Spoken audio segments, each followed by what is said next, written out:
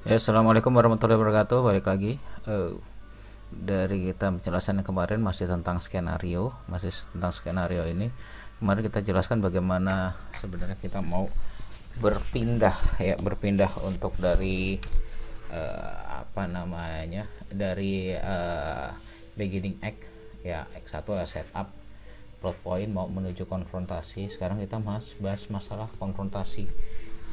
Ini dia adalah inti dari, ya, menurut beberapa teori atau beberapa praktek, inilah sebenarnya inti dari film konfrontasi ini, confrontation, atau di middle act, di babak kedua. Jadi aturannya film ya pasti selalu itulah, ada drama 3 babak lah, beginning act, konfrontasi, resolusi, selalu itu aja. Tapi bagaimana kita bisa membuat treatment di dalamnya. Nah, konfrontasi ini, maka dari itu kita jangan kita jangan melihat konfrontasi itu seolah-olah kayak berantem. Kadang-kadang kesalahannya kayak gitulah. Konfrontasi itu harus berantem, ada itu, oh, bukan. Konfrontasi itu adalah sebuah permasalahan yang timbul, apapun itu adalah konfrontasi.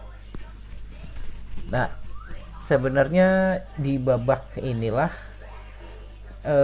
konten cerita lu tuh di sini, isi cerita lu tuh intinya di sini, bukan di mana-mana. Ini adalah sebuah inti dari cerita. Oh ya, kalau kata itu core of the core. Ya. Nah, konfrontasi ini dasar semua drama. Serunya ketika melihat film itu di sini. Tanpa ada konsentrasi dan sebagainya, sebuah film itu tidak akan mempunyai daya gigit. Nggak ada. Nah, kenapa gue bilang daya gigit? Karena tidak ada bilang itu soundbite. Nggak ada soundbite-nya, nggak ada ya, nggak ada menariknya lah.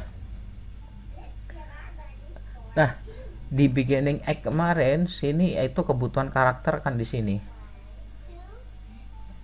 Nah, kebutuhan karakter segala macam udah terbentuk di sini. Disinilah pengembangannya, disinilah permasalahannya, disinilah konfrontasinya. Di sini pula di babak ini lo menciptakan ada rintangan-rintangan, entah itu rintangan-rintangan ya terutama dari tokoh utamanya, terus dan sebagai rintangannya itu apa.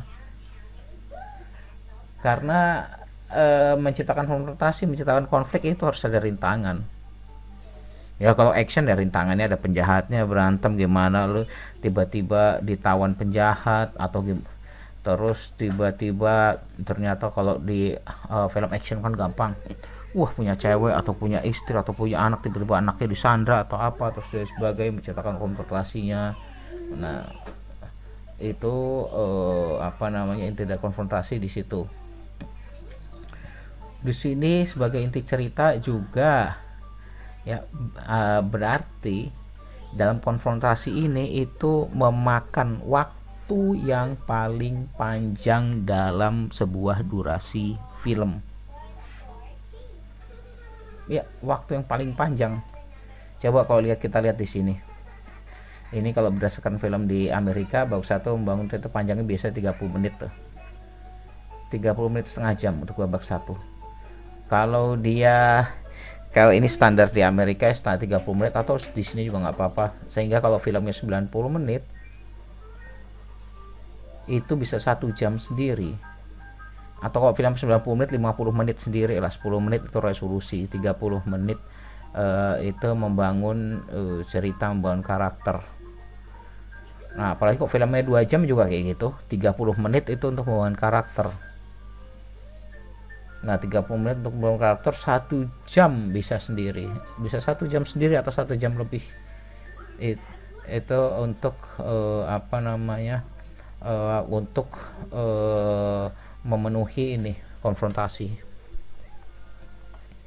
Nah, konfrontasi pun bisa dibuat alurnya naik turun seolah-olah konfrontasi udah mau selesai, turun lagi, tiba-tiba konfrontasi lagi. Itu adalah kekreatifan dari si sutradara.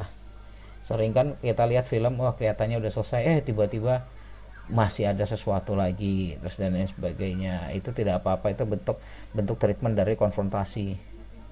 Tapi baru konfrontasi, lagi-lagi yang gue ingatin, sinematografi selalu memberikan ruang untuk penonton menebak cerita. Ruang untuk penonton menebak cerita gini loh, bukan maksudnya penonton boleh nebak tapi tiba-tiba tidak tertebak, mak. Cerita kita nggak tertebak kan, sering tuh lo nebaknya A, tato yang keluar B, nggak apa-apa, tapi berilah penonton ruang. Ada penonton yang ternyata kalau dia nebaknya salah dia juga seneng, wih ternyata kayak gini bagus.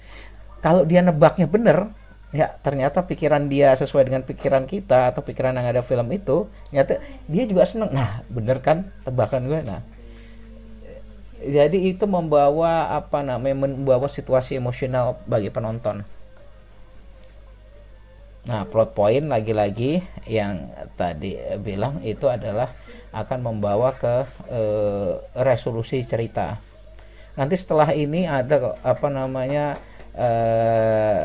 aku kasih satu apa namanya, satu contoh skenario nanti berstarlingnya.